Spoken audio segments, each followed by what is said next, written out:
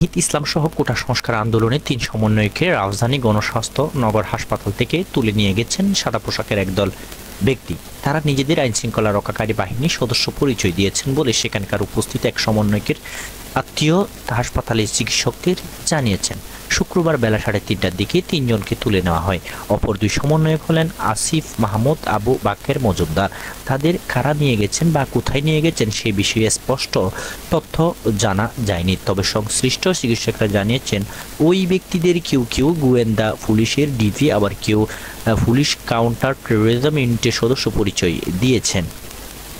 এই বিষয়ে জানতে চাইলে ঢাকা মহানগর পুলিশের কাউন্টার টেরোরিজম অ্যান্ড ট্রান্সন্যাশনাল ক্রাইমের প্রধান মোহাম্মদ আসাদুজ্জামান রাত 8:30টার দিকে প্রথম আলোকে বলেন, নাহিদ ইসলাম সহ কোটা সংস্কার আন্দোলনের ৩ সমন্বয়কের কাউকে তারা নেননি। রাত 9:15টায় এই প্রতিবেদন লেখা পর্যন্ত ঢাকা মহানগর পুলিশের অন্য কোনো ইউনিট থেকে ৩ সমন্বয়কে তুলে নেওয়ার বিষয়টি স্বীকার করেননি। নাহিদ, আসিফ, আবু বাকের ৩ জনই ঢাকা বিশ্ববিদ্যালয়ের শিক্ষার্থী। কোটা সংস্কার আন্দোলনের দাবি আদায়ের সারা দেশে কমপ্লিট শাটডাউন কর্মসূচি দেওয়ার পর ১৯ জুলাই মধ্যরাতে খিলগাঁও নন্দীপাড়ায় এক বন্ধুর বাসা থেকে নাহিদকে তুলে নেওয়া হয়েছিল।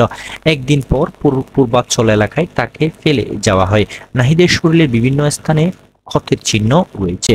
এরপর থেকে তিনি ওই হাসপাতালে চিকিৎসাধীন ছিলেন। অপর ২ সমন্বয়ক আসিফ ও বাকের কেউ এর মধ্যে ১৯ জুলাই তুলে নেওয়া হয়েছিল। ৫ দিন পর তাদের দুজনকেই চোখ বাঁধা অবস্থায় সেখান থেকে তুলে নেওয়া হয়েছিল, সেখান থেকে ফেলে রাখা হয়। এরপর থেকে আসিফ ওই হাসপাতালে চিকিৎসাধীন ছিলেন, তার সঙ্গে থাকছিলেন বাকেরও।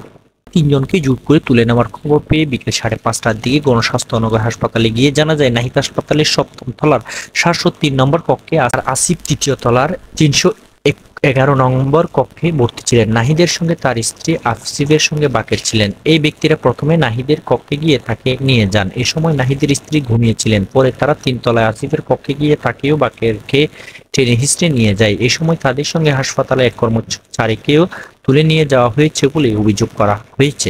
নাহিদকে তুলে নেওয়ার বিষয়টি জানতে পেরে তার স্ত্রী অসুস্থ হয়ে পড়েছেন। তিনি এখন ওই হাসপাতালে চিকিৎসাধীন।